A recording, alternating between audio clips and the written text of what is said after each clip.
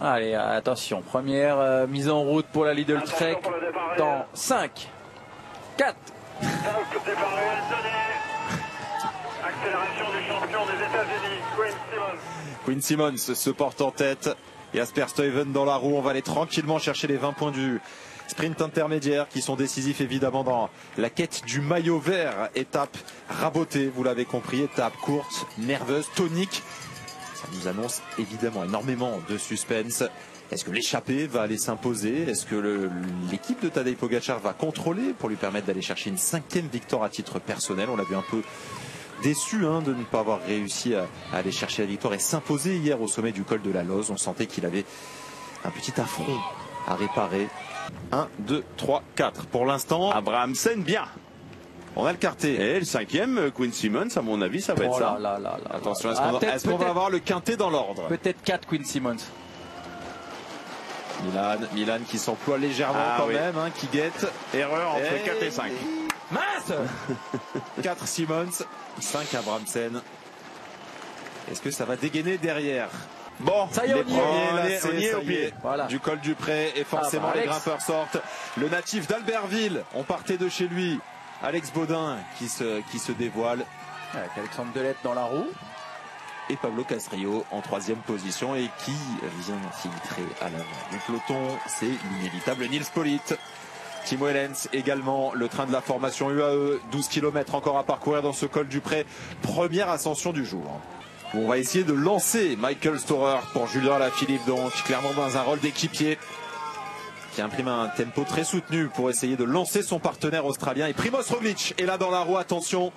Lui aussi avait été à l'offensive très tôt hier, il est à l'offensive très tôt dans cette 19e étape. Ouais, on s'y attendait. Hier c'était dans le Glandon, là c'est dans le col de Pré. Et le petit Rubio qui remet ça pour la formation Movistar. 1 minute 48, voilà le trou à boucher pour Primož Roglič pour espérer être sur le podium à Paris. Kevin Vauquelin en légère difficulté à l'arrière du peloton, attention. Même si on l'a vu en mode diesel tout au long de ce Tour de France, s'accrocher, faisant preuve d'un mental à toute épreuve. Là on est encore à un peu plus de 3 km pour lui du sommet. Même si cette étape est courte, la journée pourrait être longue. Il ne faut pas lâcher, surtout pas lâcher pour Kevin Vauquelin qui est aux côtés de coureurs comme Frank Van Den Broek. Il a encore des équipiers avec lui. Il a encore des équipiers avec Raúl García Pierna et Ewen Kostju. On retrouve les images de ce premier groupe, donc un quintet. Juste derrière, on retrouve Victor Campenaerts, Michael Storer et Arensman. Et Tobias Foss. Tobias Foss, je dirais. Ouais, j'avais un doute entre les deux, je ne voulais pas me prononcer, mais j'ai l'impression que c'est plus Foss, des épaules un peu plus larges. Petite poignée de secondes entre les deux groupes, mais derrière on roule fort avec Timo Ehlens qui imprime un rythme très très soutenu dans le groupe maillot jaune. Ouais. On va attendre la confirmation du petit groupe de contre là. Si c'est Arensman ou Foss, en tout cas c'est bien Campenaerts. Ça c'est sûr. Et c'est bien Martinez et Roglič qui accélèrent. Ils sont obligés d'accélérer car ils restent sous la menace du retour du compte, mais surtout peloton à moins de 30 secondes. Le peloton ne s'est pas relevé. Un peloton toujours amené par Timo Ehlens et Marc Soler. C'est une part de risque, mais qui est certainement demandée par le leader. Bon, vous allez me dire, Pogačar il est tellement au-dessus qu'il peut se permettre. Si sur certaines étapes le classement général n'est pas décanté, qu'entre la première et la deuxième place il y a 10 secondes d'écart, peut-être que le discours aurait été différent. Mais voilà, c'est bien joué en tout cas. Lenny Martinez est passé en tête au sommet devant Primož Roglič. Valentin Paré-Peintre a fait un énorme effort pour réussir à rentrer. C'est donc un trio qui ouvre la route, suivi d'un quatuor. Vous les avez à l'image. Tobias Foss, Victor Campenaerts, Einar Rubio, Bruno Armirail qui s'est accroché. Les écarts sont encore tenus. 34 secondes d'avance pour le trio de tête sur le groupe Campenaerts. 55 seulement sur le peloton maillot jaune. Et le groupe Vauquelin qui ne parvient pas à rentrer. Toujours 20 secondes d'écart. Et Andreas Leknesund est en train de se sacrifier pour son leader, Tobias Allan Johannessen. Peut-être d'avoir pas loin de la minute au sommet. Au sommet du col du Pré. On rappelle, ces hommes de tête étaient passés avec 55 secondes d'avance sur le groupe maillot jaune. On est revenu à 25 secondes. Grâce au travail de Leknesund. Allez, il se replace, Lenny. Ouais, on va pas lui disputer les points. On sera plus fort à 3 pour la partie qui suit. Parce que maintenant, il y a une longue tirée pour aller chercher le pied de la plagne. Je crois qu'aujourd'hui, mauvaise nouvelle pour Roglic. C'est que Pogačar veut gagner. Mauvaise nouvelle pour Roglic et mauvaise nouvelle pour Kevin Vauquelin. Puisque, évidemment, si on veut gagner l'étape, eh bien, on va rouler vite pour les équipiers de Pogačar. Et le groupe Vauquelin, bien, vous le voyez, continue à perdre du temps sur le groupe maillot jaune. Bien tenté, Primož Roglic. Maintenant, il va falloir s'accrocher, donner un petit coup de main aussi à Florian Lipovic, oui, son équipier, parce que l'enjeu également de cette fin d'étape, le maillot blanc et la place sur le podium. Ouais, je pense que maintenant, du côté de la Red Bull Bora, on va se concentrer sur Florian Lipovic. Bien sûr, on voulait voir, on a tenté, on a été très offensif dans ce col du Pré. On a essayé d'aller le plus loin possible avec Lenny Martinez à 2 et puis avec Valentin Paré-Pinf. Mais non, là, pour Primož Roglic, voilà, on a tenté, ça n'a pas marché, mais on a double enjeu avec la place sur le podium de Florian Lipovic, la victoire du maillot blanc.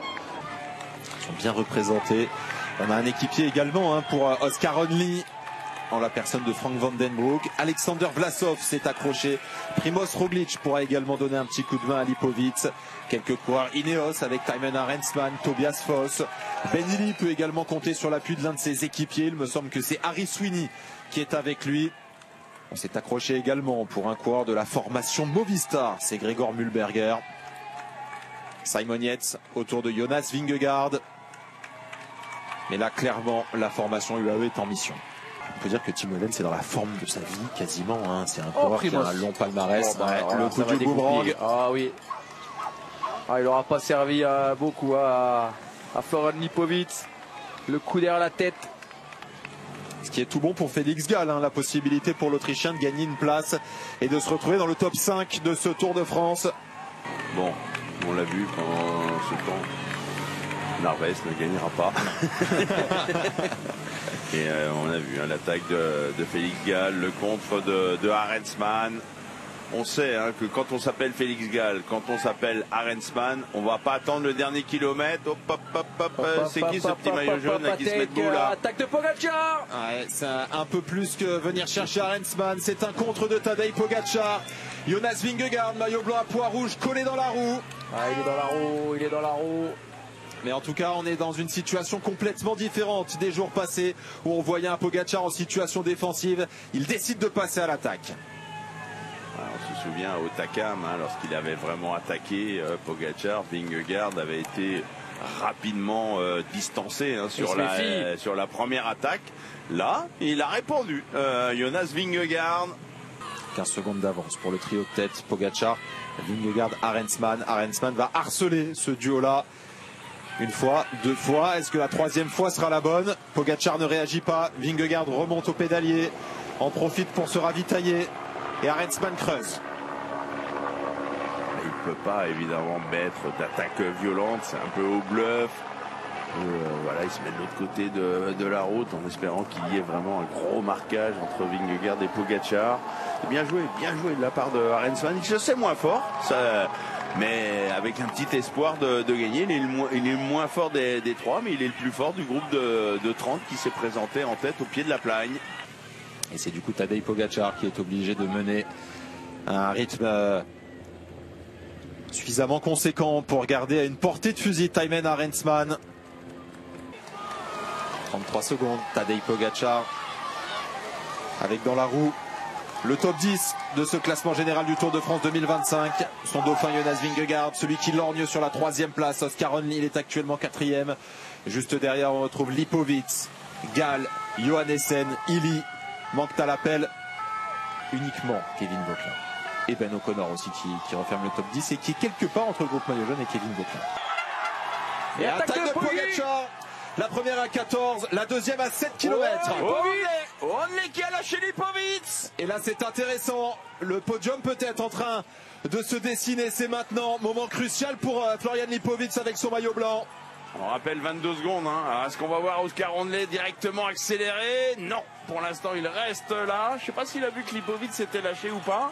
En tout cas, il est prudent. Mais Lipovic vient de montrer une première fois Un premier signe de faiblesse. Ouais, Lipovic qui ne s'est pas mis en danseuse, hein, tout assis. Et c'est toujours Thymen Arensman qui est en tête. 26 secondes. Il commence à perdre un seconde après seconde. Thymen Arensman peut-être commence-t-il à coincer.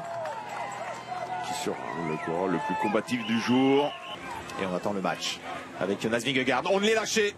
Only lâché sous la pancarte des 2 km. Lipovic qui revient et qui prend l'information. Ça va lui donner des ailes. Oui, parce qu'on va pas voir Lipovic carrément accélérer pour distancer complètement Oscar Onley. Et qui demande carrément à l'oreillette. Ouais, c'est que ça va bien pour Lipovic. Alors ça... Et c'est le podium du Tour de France. Ah ben voilà, et ben voilà l'accélération de Lipovic pour écarter définitivement Oscar Onley du podium. Tant pis, roule, tant pis maintenant, c'est ta course, te retourne pas. Et Tadej Pogacar n'en demandait pas tant. Ah oui, c'est le scénario idéal hein, pour Tadej Pogacar. Ils vont l'avoir en point de mire. On rappelle les enjeux, Lipovic roule maintenant pour distancer Oscar Onley. Ça permet à Tadej Pogacar de souffler, lui qui a fait l'intégralité quasiment de la montée en tête. Elles y sont les 20 secondes hein, entre le groupe maillot jaune et la tête de course. Attention à trop se regarder, Thymen Arensman est un réel danger. Oui, je pense que Pogacar attend une attaque de Vingegaard. Vingegaard attend une 3e accélération du maillot jaune, mais des accélérations qui ne viennent pas. Et ça, c'est du pain béni pour Arensman qui perd quand même 10 secondes là en l'espace de 200 mètres. Ouais, parce qu'il y a une franche accélération hein, de Lipovic qui repousse maintenant Onley à une trentaine de secondes. Il est où Arensman? Il est là, il est juste là. Hein, c'est loin d'être gagné. Hein, c'est loin d'être gagné. Mais ça peut le faire, évidemment. Là, dans l'oreillette, on doit voir les directeurs sportifs hein, de l'équipe britannique qui doivent l'encourager. Là, il ne regarde plus le compteur, il ne regarde plus les watts Arensman, c'est au courage. Jonas Vingegaard pour sauver son Tour de France. Tadej Pogacar pour s'offrir un 5e succès. Florian Lipovic ne se battra pas pour la victoire, il est en train de se sacrifier pour lui connaître le podium sur les champs. Arensman relance, 50 mètres d'écart, 530 mètres de la ligne d'arrivée. Et ça bouge pas. Et ça ne bouge pas pour Pogacar, ça ne bouge pas pour Vingegaard. Allez Thymen, encore, allez. Ça serait énorme, ça serait énormissime si Arensman parvenait à aller remporter la victoire. Ah, il va se faire croquer dans les 100 derniers mètres. Hein. Ils sont durs ces derniers mètres. Pogacar coince Vingegaard le long de la barrière. On ne bouge pas. Il se retourne on pas, attend. Hein, Pogacar. À aucun moment on l'a vu se retourner pour voir la position de Vingegaard. Il va pas bouger. Il va pas bouger Vingegaard. Et ça va le faire pour Arensman. Mais c'est énorme ce qu'il est en train de faire Thymen Arensman.